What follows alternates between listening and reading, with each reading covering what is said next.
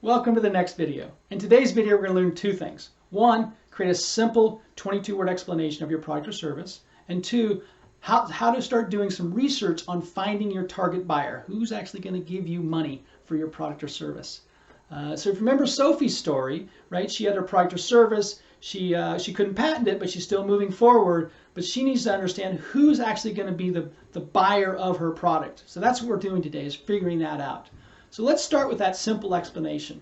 Well, it needs to be simple, simple, simple, simple. No industry jargon, no big words, no fluff, just simple, straightforward explanation so your 13 or 14-year-old son or daughter can understand it, or your grandmother or mother can understand it. Remember, it has to be simple to understand. So like if someone said, "Hey Mike, what do you do?" I would say, "Oh, I help founders and inventors validate their idea, refine their idea, find target customers, and create an income generating business." That's what I do. That is pretty straightforward stuff, right? So we need to come up with that explanation. Again, don't be so set that it has to be perfect today. It will not be perfect today, but work on it, and you'll get it down to 12 or 15 words. It'd be awesome, right? So that's the first thing. Second thing is, now we need to start finding our target buyer. Who is our target customer? Now, you already have some knowledge, obviously, around the industry. You know who hopefully you have a pretty good idea who that buyer is, because you created this product or service around a problem that you were somewhat of an expert at. So, but we need to really understand these people. And so we do this by creating what they call a target customer persona. You'll hear it, maybe a target persona, right? So what that really is, whether it's a B2C or B2B, doesn't matter. It's talking about, say, age. There's usually a range, say 25 to 40. Usually gender. Someone's more likely, a man or woman, to buy the product. And interest, what magazines they read. And when I say magazines, I'm talking about online as well as offline magazines. What hobbies they have. What things do they do that are in groups. What groups do they have? Like what associations are they members of? So we need to learn as much as we can about your target customer. I mean, as much as humanly possible, because the more we know, the better we can be marketing and better we can create a product for them. So let's talk in depth about the B2B side.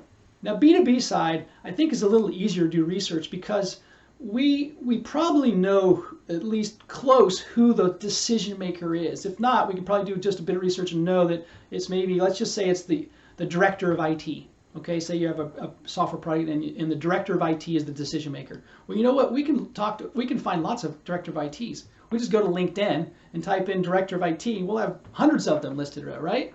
So what we do there is we do that, and then when we click on their profile, in their profile, you'll see where a section that says activity, and you can click on that activity, and you can literally see everything they've commented on, articles they've liked, all that stuff you can see just right there. So it's just great, because it gives you so much information. So you're going to be able to learn, and I'm not saying pick 5 of these, I'm saying pick 20 of these and go through 20 of these and go in detail, so you really start to understand what these people are talking about. You'll probably recognize trade shows that several of them are talking about. You'll probably recognize just problems within the industry. You're going to learn a lot of that when you start looking at 15, 20, 25 of these profiles. So that's a great way to do it. Also for B2B type products, sometimes Quora is really good, because in Quora it's Quora. What you do is ask a question, and then all these answers, anyone can answer these questions, and the answers get upvoted. So you start to see which are the popular answers. So that is awesome, because if your question, if you have your problem and it's posed in some way, you can start seeing how the answers are, and you can see what people like as answers, which is really great. And what I would do, even if you're kind of a really niche-y product, I would post it like, how do you solve this? Just post it on Quora, right, and see what people come up with, right? It's a great way to just do product research. So there's one, and then if your product's kind of mainstream, I call it mainstream, there may be a Reddit or a subreddit about your product or service and that problem you're solving. So that's something you can look up as well, and I would highly recommend joining their group and engaging with those people, right? So from a B2B standpoint, that's the way to start doing this deep dive research into these profiles. So you start to really gather that persona and really understand what they're doing and where they're going.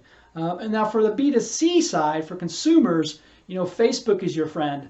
I mean, there's so much data there for us. I mean, you can, of course, you can look up by age. There's lots of things you can do, and we'll go into, there's lots of ways you can do that, but literally you can find groups that are talking about your problem. You can find, when you look up profiles of groups, and you can see what affinity, like what magazines, what interests they may have. There is just a ton of data in Facebook about the consumers. So, Facebook is going to be your friend when you're doing consumer research. But again, you already know certain things about your target market because, again, you've created this product. So you already know certain things. So you already know kind of where to look. But you just take deep dives into those because, again, with Facebook groups, some of these are even private groups, but the public groups, you can go in there and join those groups and start engaging with, hopefully, potential customers, right? There's many, many, many thousands and thousands of groups. So find a group that your product or service may fit into and start engaging with that audience. Don't try to sell anything, just start engaging with them, right? So that's the things to do with the consumer side. And the same thing goes for the consumers for Reddit, because if it's a mainstream problem, there's probably a subreddit about this problem, right? Quora is close, but definitely Reddit is something that if it's a big mainstream problem, there's probably a subreddit, and there's lots of comments about that, which is great. I mean, I've spent hours reading comments and learning about certain industries. So that's the B2C side. So the keys for today are two things. Get your 22-word description. Keep it simple. Keep it simple. Keep it simple. Second key, whether you're doing B2C or B2B, do your research, take a deep dive. It's LinkedIn's your friend on B2B, Facebook's your friend on B2C. Those are your keys today for the video. And then the exercises for this video are: 1, create your 22 words.